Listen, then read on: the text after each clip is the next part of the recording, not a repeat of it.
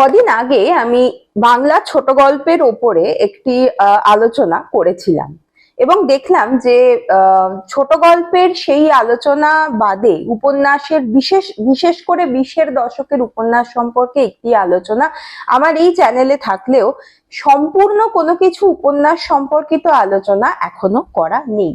তাই আজকের পর্বে আমরা উপন্যাস সম্পর্কে খানিকটা বা কিছু কথা জেনে নেব। সাধারণভাবে আজকে আমি বাংলা উপন্যাস সম্পর্কে বাংলা উপন্যাসের যে ধারা সেই দিকের আলোচনা আপাতত কিছু করছি না। আজকে থাকবে উপন্যাস সম্পর্কে একটা সাধারণ ধারণা। এখানে উপন্যাস কি, উপন্যাসের উৎপত্তি, উপন্যাসের গঠন, উপন্যাসের রূপভেদ এই বিষয়ক একটা প্রাথমিক আলোচনা থাকবে। তাই ভিডিওটি শেষ অবধি দেখবার অনুরোধ রইল।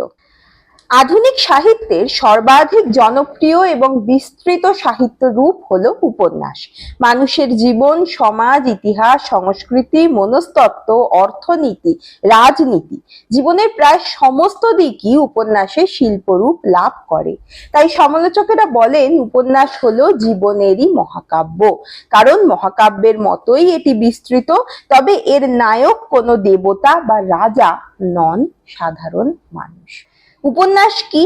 উপন্যাস বলতে বোঝানো হয় যে সাহিত্য মানুষের জীবনের খুব কাছাকাছি অবস্থান করে, তাকে উপন্যাস বলে। খুব সাধারণভাবে দেখতে গেলে আমাদেরই জীবনের ঘটনাকে নিয়ে বিস্তৃতভাবে যখন লেখক কোনো কিছু তৈরি করেন সেটাকে আমরা উপন্যাস বলতেই পারি। ইংরাজিতে নভেল শব্দটি এসেছে ইতালীয় নভেলা থেকে, যার নাম হলো নতুন কাহিনী। সহজভাবে বলা যায় উপন্যাস হলো মানুষের বাস্তব বা সম্ভাব্য জীবনকে কেন্দ্র করে বিস্তৃত আকারে রচিত কাহিনী নির্ভর গদ্য সাহিত্য। উপন্যাসের উৎপত্তি হয়েছিল কোথা থেকে? প্রাচীনকালে উপন্যাস বলে তো কিছু ছিল না, বরং ছিল মহাকাব্য, পুরাণ, লোককথা, রূপকথা এবং আখ্যান। আধুনিক উপন্যাসের জন্ম কিন্তু হয়েছিল ইউরোপের অষ্টাদশ শতকে।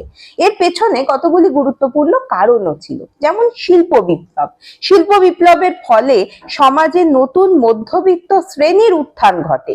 এই শ্রেণীর মানুষ নিজেদের জীবনকে সাহিত্যের মাধ্যমে দেখতে চেয়েছিল। মুদ্রণ যন্ত্রের প্রসার ঘটেছিল তারপর থেকে। তখন বই সহজলভ্য হয়ে পড়ে, পাঠকের সংখ্যাও যে কারণে বাড়তে থাকে। সাধারণ মানুষের মধ্যে শিক্ষার বিস্তার লক্ষ্য করা যায়। এছাড়া ব্যক্তি স্বাতন্ত্র্যের বিকাশ, মানুষ নিজের জীবন, অনুভূতি ও ব্যক্তিগত অভিজ্ঞতার মূল্য দিতে শুরু করে। এই সামাজিক পরিবর্তনের ফলেই আধুনিক উপন্যাসের জন্ম হয়। বাংলা উপন্যাস কিন্তু এসেছে অনেক পরে। বাংলা উপন্যাসের সূচনা ঊনবিংশ শতকে। বাংলায় নবজাগরণ, পাশ্চাত্য শিক্ষার প্রভাব, ইংরাজি সাহিত্যের সংস্পর্শে বাংলা ভাষায় উপন্যাসের বিকাশ শুরু হয়। প্যারীচাঁদ মিত্রের আলালের ঘরে দুলাল বাংলার প্রথম মৌলিক উপন্যাস বলে ধরা হলেও আসলে বাংলা সাহিত্যে উপন্যাসের জগতে প্রথম পা রেখেছিলেন আমরা সকলেই জানি বঙ্কিমচন্দ্র চট্টোপাধ্যায়। এবার আসি উপন্যাসের গঠন কিভাবে তৈরি হয়। একটি উপন্যাস কয়েকটি প্রধান উপাদানের সমন্বয়ে গড়ে ওঠে। এগুলি কি? প্লটই কিন্তু উপন্যাসের ভিত্তি।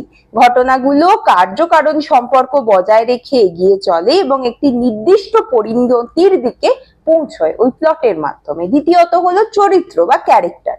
চরিত্র হলো উপন্যাসের প্রাণ। নায়ক, নায়িকা, প্রতিনায়ক, পার্শ্ব চরিত্র সবাই মিলে উপন্যাসকে চালিত করে, তাকে জীবন্ত করে তোলে। তৃতীয় হচ্ছে ডায়লগ বা সংলাপ।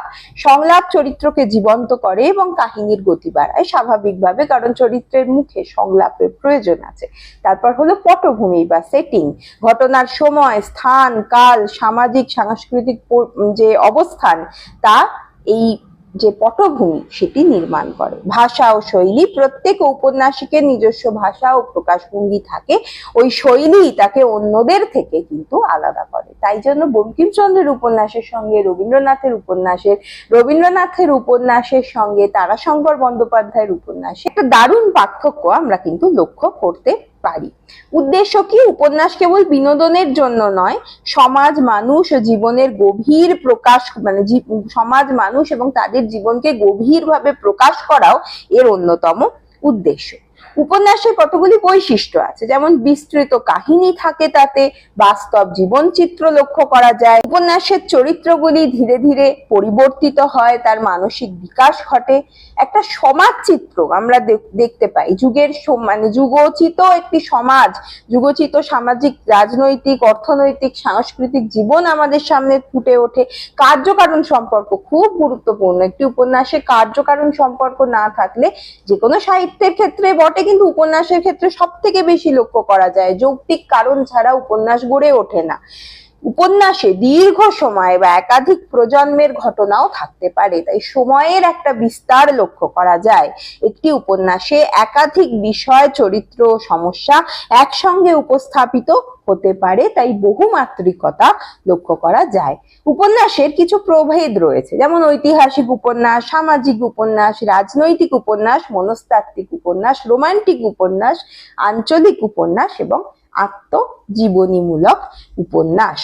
এবারে আমরা এই যে কিছুক্ষণ আগে উপন্যাসের উপাদান নিয়ে কিছু কথা বললাম, সেই উপাদানের ওপর একটু বিস্তৃত আলোচনা করব। উপাদান মানে যেগুলো হচ্ছে প্লট, তারপরে চরিত্র, তারপরে দৃষ্টিকোণ, পয়েন্ট অফ ভিউ, এইগুলো। আগেই বললাম উপন্যাস কতগুলি নির্দিষ্ট উপাদানের মাধ্যমে গড়ে ওঠে এবং সেই উপাদানগুলি ভীষণ গুরুত্বপূর্ণ একটি উপন্যাসকে গড়ে তোলার ক্ষেত্রে, যার মধ্যে রয়েছে প্লট, যার মধ্যে রয়েছে পয়েন্ট অফ ভিউ বা দৃষ্টিকোণ, ক্যারেক্টার, দ্য স্ট্রাকচার বা সময় বিন্যাস, এবং আরেকটি বিষয় সেটি হচ্ছে পটভূমি ও পরিবেশ, সেটিং এবং মিলিউ, পটভূমি ও পরিবেশ। এবার প্রথমেই যে জিনিসটির ওপর কেন্দ্র করে ভিত্তি করে উপন্যাস গড়ে ওঠে তা হলো উপন্যাসের প্লট।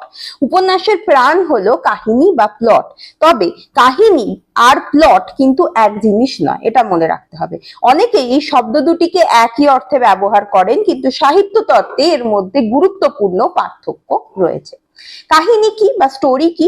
ঘটনাগুলো যে ক্রমে ঘটে সেই ধারাবাহিক বর্ণনাই কিন্তু কাহিনী। আর যেমন রাজা মারা গেলেন, তারপর রানী মারা গেলেন, এই শুধু দুটি ঘটনার ধারাবাহিক বিবরণকে বলা যেতে পারে কাহিনী। প্লট কি?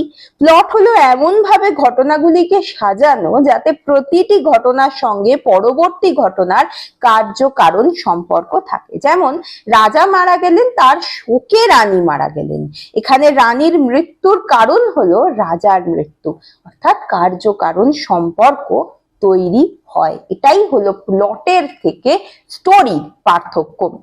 E.M. ফস্টার তার মতে the king died and then the queen died, এটা story. The king died and then the queen died of grief, এটা হলো প্লট। অর্থাৎ স্টোরি জানায় কি ঘটছে, প্লট জানায় কেন ঘটছে। আর এই কার্যকারণ সম্পর্কটা না থাকলে কিন্তু কখনোই কোনো ঠিক মতো প্লট তৈরি হতে পারে না, এটা প্লটের প্রথম বৈশিষ্ট্য। এছাড়া ঐক্য, সব ঘটনার একটি কেন্দ্রীয় বিষয়ের সঙ্গে যুক্ত থাকে, একটি কেন্দ্রীয় বিষয় থেকে বিভিন্ন ঘটনা তৈরি হচ্ছে। যেমন আমরা যদি ঘরে বাইরে উপন্যাস দেখি, আমরা দেখতে পাবো যে ওই সময়ের যে বঙ্গভঙ্গ আন্দোলন, সেই সময় কালটাকে কেন্দ্র করে, ওটাই কিন্তু মূল, বিভিন্ন চরিত্র, বিভিন্ন কার্য কারণ মানে ঘটনা তার মধ্যে ঘটে যাচ্ছে, প্লট ওইভাবে তৈরি হচ্ছে। সংঘাত, সংঘাত ছাড়া প্লট কখনো আকর্ষণীয় হয় না। একটা স্ট্রেট ওয়েতে গল্প বলে গেলে, কোনো উত্থান পতন না থাকলে কোনো কিছুই, কোনো প্লট ভালোভাবে জমে ওঠে না। উত্তেজনার সৃষ্টি, ঘটনার বিকাশ পাঠকের কৌতূহল বাড়ায়। পরিণতি, শেষে কাহিনী একটি স্বাভাবিক সমাপ্তির দিকে পৌঁছয়, তাহলে একটা সম্পূর্ণ প্লট গড়ে উঠতে পারে না। দ্বিতীয় যে উপাদানটির কথা খুব গুরুত্বপূর্ণ উপন্যাসের ক্ষেত্রে, সেটা হচ্ছে পয়েন্ট অফ ভিউ বা দৃষ্টিকোণ বা কথন রীতি। দৃষ্টিকোণ কি? উপন্যাসের গল্প কে বলছে এবং কোন দৃষ্টিভঙ্গি থেকে বলছে তাকে দৃষ্টিকোণ বা পয়েন্ট অফ ভিউ বলা হয়। এটা উপন্যাসের খুব গুরুত্বপূর্ণ একটি শিল্প কৌশল। পয়েন্ট অফ ভিউ বা কথন রীতির কতগুলি আবার প্রকার আছে, যেমন প্রথম হলো সর্বজ্ঞ কথন রীতি। এখানে লেখক সব জানেন, তিনি সব চরিত্রের মন জানেন, অতীত বর্তমান ভবিষ্যৎ জানেন, যে কোনো চরিত্রের অন্তর্জগতে তিনি প্রবেশ করতে পারেন। এর সুবিধা হলো বৃহৎ সমাজ চিত্রকে তুলে ধরা যায়, বহু চরিত্রকে পরিচালনা করা সম্ভব হয়। অসুবিধা আছে, লেখকের উপস্থিতি অনেক সময় বেশি অনুভূত হয়, যেন লেখক এবং কথক এই দুটোর মধ্যে তো পার্থক্য আছে, সেই জন্য লেখক অনেক সময় যেন কথক বা ওই বিষয়বস্তুকে ছাপিয়ে চলে যাচ্ছে। সেক্ষেত্রে কিছু কিছু উপন্যাসের ক্ষেত্রে আমরা এই অসুবিধাটা দেখি, কিন্তু সর্বজ্ঞ কথন রীতি খুব পুরনো একটি বৈশিষ্ট্য এই পয়েন্ট অফ ভিউ নামক উপাদানের, তাই এটা এখনো চলছে। দ্বিতীয় হচ্ছে মধ্যম পুরুষ কথন রীতি। এখানে গল্প তুমি সম্বোধনে বলা হয়, যেমন তুমি এখানে একা দাঁড়িয়ে আছো, মানে এখানে লেখক যেন পাঠককে তুলে নিয়ে আসেন ওই প্লটের মধ্যে এবং তাকেও যেন অংশ করেন এবং তার সঙ্গে আরো বিভিন্ন চরিত্র থাকে, মানে ডাইরেক্টলি কেউ অংশ হয় না, কিন্তু মনে হয় যেন তিনি ওই অবস্থানে অবস্থিত অবস্থায় রয়েছেন, সেইভাবেই রয়েছেন এবং তিনি দেখছেন গল্পটা। এইটা বাংলা সাহিত্যের ক্ষেত্রেও খুব কম ব্যবহৃত হয়েছিল, কিন্তু আধুনিক যে ধরন উপন্যাস লেখার সেখানে আজকাল পরীক্ষামূলকভাবে দেখা যায়। তৃতীয় আত্মকথন রীতি। এখানে আমি মানে যিনি কথক তিনিই লেখক, এটা ভীষণ পরিচিত একটি মানে ধরন। এখানে আমি সে থাকছে, সেই সব গল্পটা বলছে, এতে বাস্তবতার অনুভূতি বাড়ে, আবেগ প্রকাশ করা সহজ হয় লেখকের পক্ষে। অসুবিধাও আছে, কথক যতটুকু জানে পাঠকও ততটুকুই জানতে পারে, এর বেশি কিন্তু বাইরে যেতে পারে না। তত উপন্যাসের সব থেকে গুরুত্বপূর্ণ উপাদান অর্থাৎ চরিত্র। উপন্যাসের প্রাণই হলো চরিত্র। চরিত্রের মাধ্যমে লেখক সমাজ জীবন এবং তার নিজের ভাবনাকেও প্রকাশ করে থাকেন। তোর চরিত্রের মধ্যে পার্থক্য আছে। প্রথম হচ্ছে টাইপ চরিত্র। যে চরিত্র একটি বিশেষ শ্রেণী বা গোষ্ঠীর প্রতিনিধি তাকে টাইপ চরিত্র বলে। যেমন মনে করি যে কোনো একটি চরিত্র উপন্যাসের ক্ষেত্রে বা যে কোনো কথা সাহিত্যের ক্ষেত্রে তার গতিবিধি একই রকম, সে ওই রকমই, তার জীবনের বা তার চারিত্রিক কোন রকম কোনো পার্থক্য, কোনো উত্থান পতন আমরা লক্ষ্য করতে পারি না। যেমন লোভী মহাজন, অত্যাচারী জমিদার, আদর্শ শিক্ষক ইত্যাদি। এই চরিত্রগুলির ব্যক্তিগত বৈশিষ্ট্যের থেকেও শ্রেণীগত বৈশিষ্ট্য খুব গুরুত্বপূর্ণ। দ্বিতীয় হচ্ছে ইন্ডিভিজুয়াল ক্যারেক্টার বা ইন্ডিভিজুয়াল চরিত্র। যে চরিত্র স্বতন্ত্র ব্যক্তিত্ব সম্পন্ন এবং অন্য কারোর সঙ্গে পুরোপুরি মেলে না তাকে ইন্ডিভিজুয়াল চরিত্র বলে। এদের নিজস্ব মানসিকতা, দ্বন্দ্ব ও বৈশিষ্ট্য থাকে। এই চরিত্রগুলিকে বলা যেতে পারে সব থেকে গুরুত্বপূর্ণ এবং প্রধান চরিত্র, ইন্ডিভিজুয়াল চরিত্র।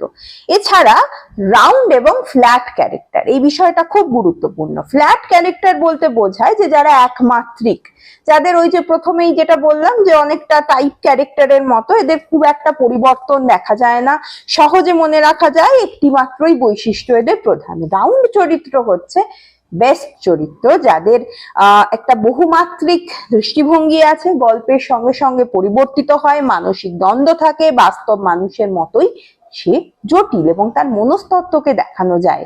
আধুনিক উপন্যাসে রাউন্ড চরিত্রই সব থেকে বেশি লক্ষ্য করা যায়। চতুর্থত যে মানে শেষ যে গুরুত্বপূর্ণ উপাদানের কথা বলবো তা হলো টাইম স্ট্রাকচার বা সময় বিন্যাস। শেষ নয়, আরো একটি আছে, যাই হোক সময় বিন্যাস। উপন্যাসে সময়কে কিভাবে ব্যবহার করা হচ্ছে সেটাই সময় বিন্যাস, তাকেই সময় বিন্যাস বলে। সব উপন্যাস সমান সরল রেখায় চলে না। কিছু কিছু ক্ষেত্রে আমরা দেখব যে জায়গায় আছে সেখান থেকে অতীতে ফিরে যাচ্ছে, ফ্ল্যাশব্যাক হচ্ছে, তারপর আসছে ভবিষ্যতের ইঙ্গিত বা পরবর্তীকালে কি হবে সেটাও লেখক দেখানোর চেষ্টা করছেন, এবং বর্তমান ও অতীতের মিশ্রণ। সময় বিন্যাস উপন্যাসকে শিল্পসম্মত করে তোলে। শেষ যে বিষয়টা খুব গুরুত্বপূর্ণ তা হচ্ছে পটভূমি ও পরিবেশ। পটভূমি বলতে বোঝায় যেখানে ঘটনা ঘটছে, সেই স্থান, সেই সময়, সেই ঐতিহাসিক পরিস্থিতি সব মিলিয়ে পটভূমি। আর পরিবেশ হচ্ছে সমাজ, সংস্কৃতি, ধর্ম, অর্থনীতি, মানুষের জীবনযাত্রা সব মিলিয়ে উপন্যাসের একটি পরিবেশ নির্মিত হয়।